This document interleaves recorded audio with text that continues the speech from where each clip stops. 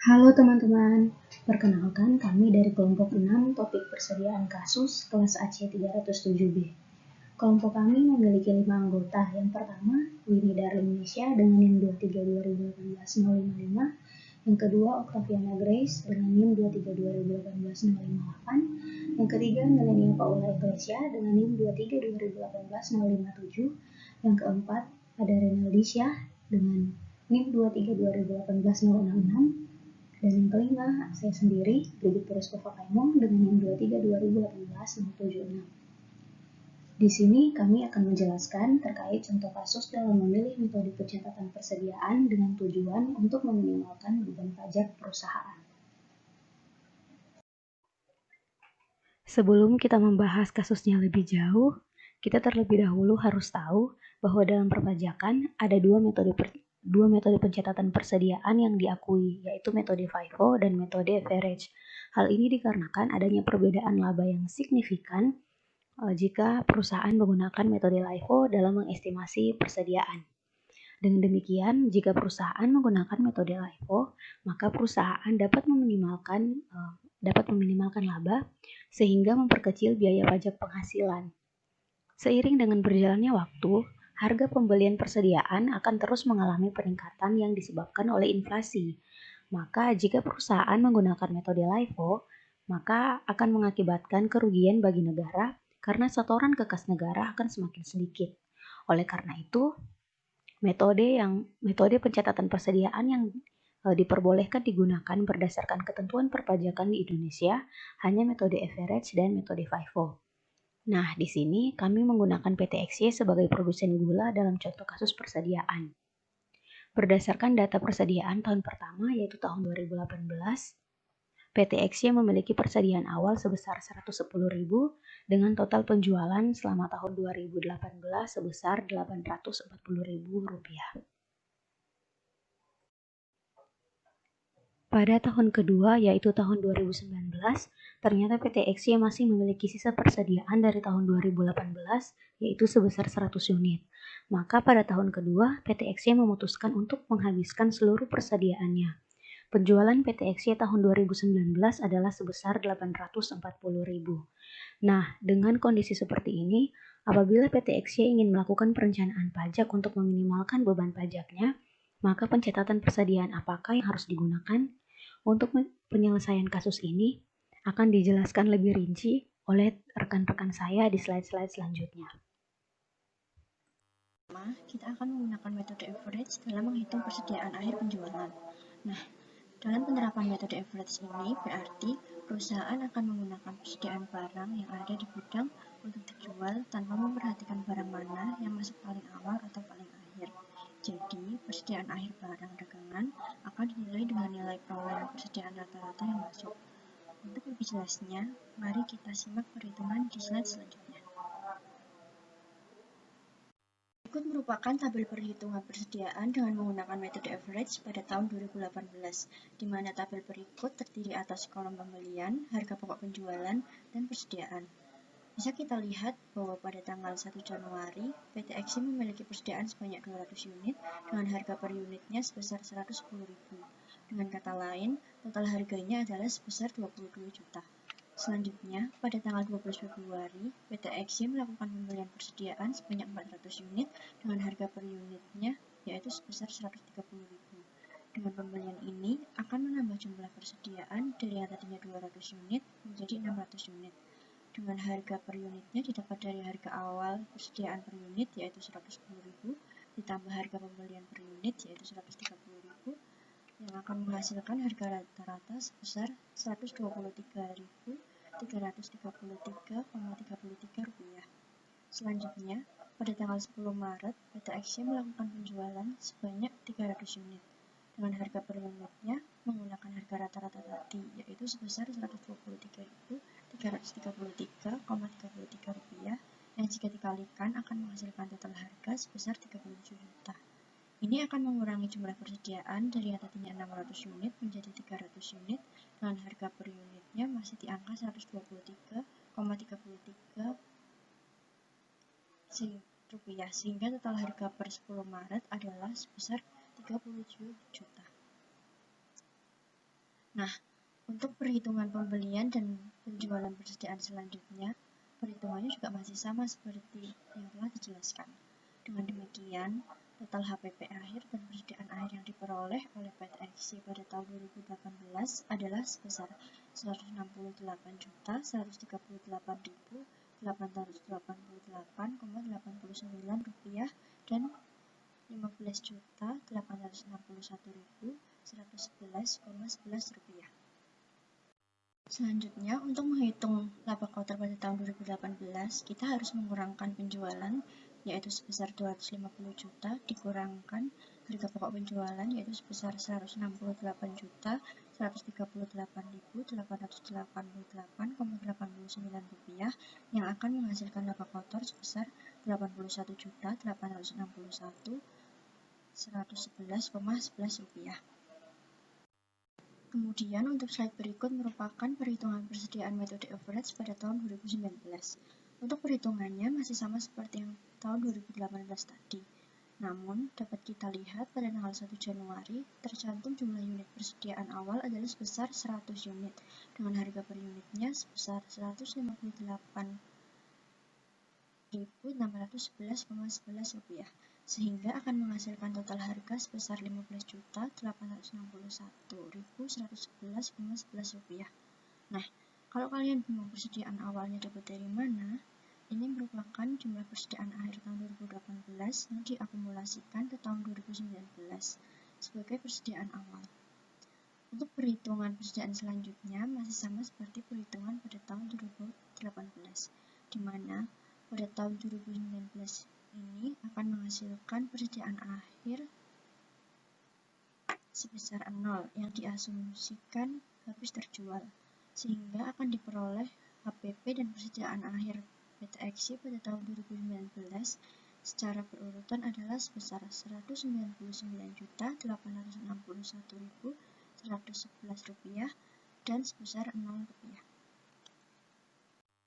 Nah, berikut merupakan perhitungan laba kotor pada tahun 2019, yaitu kita harus mengurangkan penjualan sebesar 300 juta, dikurangkan harga pokok penjualan sebesar Rp199.861.111, akan menghasilkan laba kotor sebesar Rp100.139.957,78. Selanjutnya akan dilanjutkan oleh teman saya. Selanjutnya adalah menggunakan metode FIFO. Nah, ini adalah perhitungan metode FIFO tahun 2018. Seperti tabel sebelumnya, di sini juga ada pembelian, harga pokok penjualan, dan persediaan. Untuk perhitungannya pada tanggal 1 Januari itu PT EG memiliki persediaan sebesar 200 unit dengan harga Rp110.000. Kemudian total harganya 22 juta. Setelah itu, pada tanggal 12 Februari, PT EG membeli 400 unit dengan harga Rp130.000 dengan total harga Rp52 juta.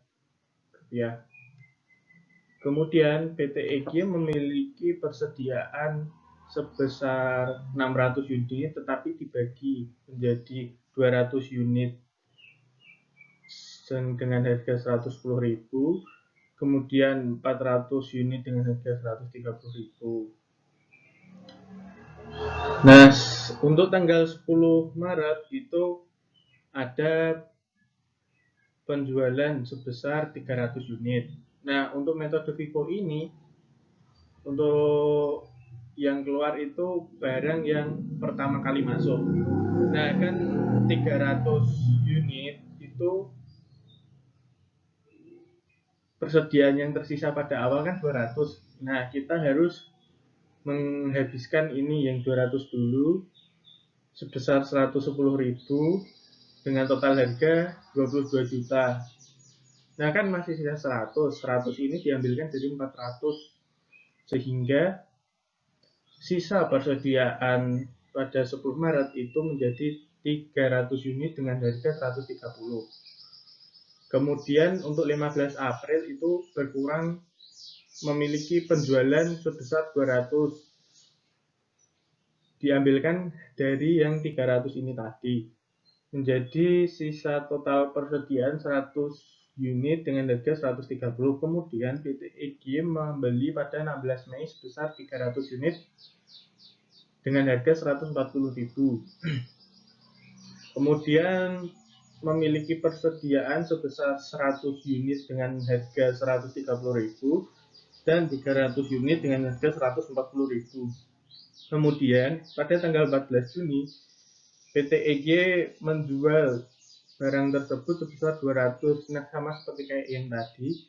Pertama-tama kita mengambil dulu yang pertama kali masuk, yaitu sebesar 100 unit. 100 unit dengan harga 130. Kemudian sisanya itu diambilkan dari yang 300 unit. Menjadi persediaan pada 14 Juni itu sisa 200 unit dengan harga 140. Kemudian pada tanggal 20 September PT EG membeli 400 unit dengan harga 700 sehingga total persediaannya menjadi 200 unit dengan harga 140. Kemudian 400 unit dengan harga 170. Lalu pada tanggal 18 Oktober itu PT EG menjual sebesar 300 unit. 300 unit itu kan tadi yang awal itu sisa 200, berarti kita masukkan dulu yang 200 dengan harga 140. Kemudian sisa 100-nya diambilkan dari persediaan yang 400 dengan harga 170. Nah, pada 18 Oktober sisa persediaannya menjadi 300 unit dengan harga 170. Kemudian pada tanggal 6 Desember itu perusahaan menjual lagi sebesar 200 unit dengan harga 170.000.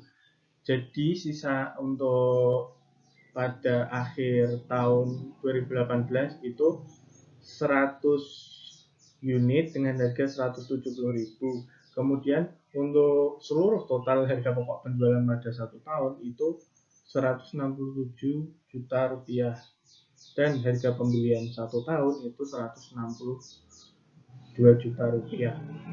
Nah, harga yang digunakan pada tabel di atas itu merupakan satuan dalam ribuan. Nah, berikut adalah perhitungan laba kotor FIFO tahun 2018. Yang pertama kita harus masukkan penjualan dulu. Penjualan tersebut adalah 250 juta sesuai dengan harga yang ada di tabel pertama. Kemudian dikurangi dengan harga pokok penjualan sebesar 167 juta. Nah, ketemu laba kotor sebesar 83 juta rupiah itu harga di atas termasuk dengan menggunakan satuan ribuan. Nah, ini adalah perhitungan metode FIFO tahun 2019. Nah, untuk perhitungannya yaitu pada tanggal 1 Januari itu memiliki sisa persediaan diambil dari akhir tahun 2018 sebesar 100 unit dengan harga 170. Kemudian pada tanggal 12 Februari PT EG membeli 400 unit dengan harga 140.000. Kemudian persediaannya menjadi 500 unit, akan tetapi di sini dibagi dua menjadi 100 unit 170.000, 400 unit dengan harga 140.000. Kemudian 10 Maret itu perusahaan menjual sebesar 300 unit, akan tetapi mengingat tadi FIFO itu yang diambil terlebih dahulu persediaan yang awal pertama kali masuk. Jadi yang pertama kali masuk itu sisa 100, kita masukkan 100 jadi 170.000. Kemudian sisa yang 200 kita ambilkan dari persediaan yang stoknya 400 unit. Nah, menjadi 200 unit dengan harga 140.000. Kemudian sisa persediaan pada 10 Maret itu 200 unit dengan harga 140.000. Kemudian 15 April itu menjual lagi sebesar 100 unit, dengan harga 140.000. Jadi sisa persediaannya 100 dengan harga 140.000. Nah, untuk tanggal 16 Mei itu melakukan pembelian sebesar 300 unit dengan harga 160.000. Nah, persediaannya menjadi 100 unit 140.000, 300 unit 160.000. Kemudian 14 Juni itu menjual lagi dengan harga 200. Nah, sama seperti tadi, sisa awal itu tadi 100. Jadi kita masukkan dulu yang 100 dengan harga 140. Kemudian sisanya kita ambil dari yang 300. Nah, di sini kan tadi penjualannya kurang 100, maka 100 unit dengan harga 160. Jadi sisa pada bulan Juni itu 200 unit. Kemudian membeli lagi sebesar 400.000 dengan harga 200, membeli lagi dengan 400 unit dengan harga 200.000. Nah, jadi sisa persediaannya yaitu 200 unit dengan harga 160.000 dan 400 unit dengan harga 200.000. Kemudian pada Oktober itu menjual sebesar 300 unit. Nah, tadi kan yang awal pertama kali masuk sisa 200, kita masukkan dulu 200 dengan harga 160. Kemudian sisanya kan 100 ini ambil dari yang 400 sebesar 100 unit, jadi 100 unit dengan harga 200.000. Kemudian sisanya 300 unit dengan harga 200.000. Nah, pada akhir tahun itu terjadi penjualan sebesar 300 unit dengan harga 200.000. Maka persediaan pada akhir tahun itu 0. Nah, harga pokok penjualannya satu tahun 2019 itu 201 juta dan total pembeliannya 184 juta. Semua ini dengan menggunakan satuan ribuan ya teman-teman. Nah, berikut ada perhitungan laba kotor pada tahun 2019. Nah, penjualan ini diambil dari awal tabel tadi. Dengan harga awal tabel tadi dikalikan total penjualan pada tahun 2019. Ketemunya ini 300 juta. Kemudian harga pokok penjualannya itu 201 juta. Nah, penjualan ini dikurangi harga pokok penjualan, ketemulah laba kotor sebesar 99 juta. Nah, ini semua itu menggunakan satuan ribuan. Di sini pada bagian laba rugi saya akan menjelaskan mengenai laporan laba rugi pada PT XY untuk tahun 2018. Di dalam metode ini terdapat metode FIFO dan juga average yang memiliki jumlah penjualannya sama-sama 250 juta. Lalu pada FIFO memiliki harga pokok penjualan senilai 167 juta. Pada average 168, 138, 888 juta, sehingga menimbulkan selisih sebesar 1.138.888 juta. Nah, dari sini kita mendapatkan laba kotor pada metode FIFO senilai 83 juta, pada average senilai 81.861.111 juta, yang mendapatkan selisih senilai 1.138.880 juta. Di sini juga terdapat biaya usaha lain-lain, yaitu pada FIFO dan juga average itu senilai sama-sama 35 juta, sehingga didapatkan laba bersih sebelum pajak pada metode FIFO 48 juta, average itu 46.861.111 juta, yang mendapatkan selisih senilai 1.138.880 juta. Nah, di sini dikenakan pajaknya senilai 25%, sehingga kita dapatkan laba bersihnya sesudah pajak itu dalam metode FIFO 36 juta, metode average 35, 145, 833 juta. Sehingga pada laba di sini mendapatkan selisih 854.166.67 juta. Lalu untuk laporan laba rugi pada tahun 2019, nah di sini kita memiliki penjualan senilai 300 juta. Pada metode FIFO, HPP-nya senilai 201 juta. Lalu pada metode average 191.861.111 juta dengan nilai selisih 1.138.889. Sehingga di sini didapat laba kotor pada metode FIFO didapat 99 juta, average 100 juta, 138.889. Biaya lain-lain pada kedua metode ini senilai 45 juta. Lalu didapat laba bersih sebelum pajak senilai pada metode FIFO 54 juta, average 55 juta, 138.889, yang lalu akan dikenai pajak senilai 25%, yang akan mendapatkan nilai akhir laba bersih setelah pajak pada metode FIFO 40.500.000 dan juga pada metode average 41.354.166. 75 juta, sehingga didapatkan selisih laba bersihnya senilai 854.166,75 juta. Oke, baik. Jadi di sini saya akan memberikan kesimpulan dari kelompok kami.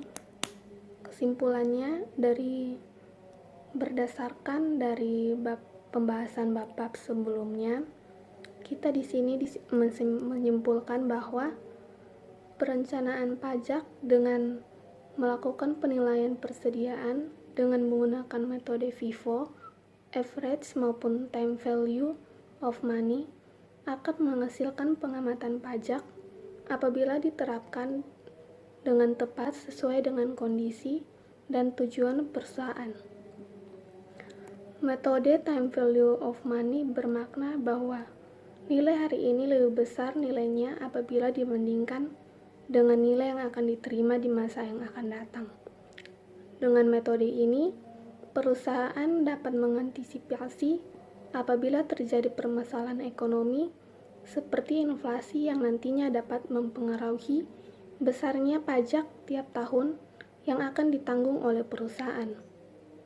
Berdasarkan hasil perhitungan pada bab sebelumnya, PT XY dapat memperoleh pengamatan pajak sebesar 0,03 rupiah jika dilihat dari perbandingan keseluruhan total pajak mulai tahun 2018 hingga tahun 2019.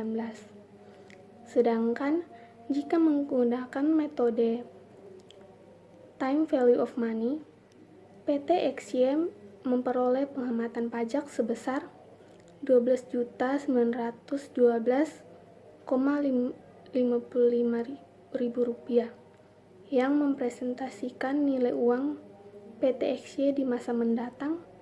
Dengan demikian, jika PT XY bertujuan untuk meminimalkan beban pajaknya, maka metode penilaian persediaan yang tepat diambil oleh PT XY adalah metode average. Sekian kesimpulan dari kelompok kami mengenai bab ini. Terima kasih.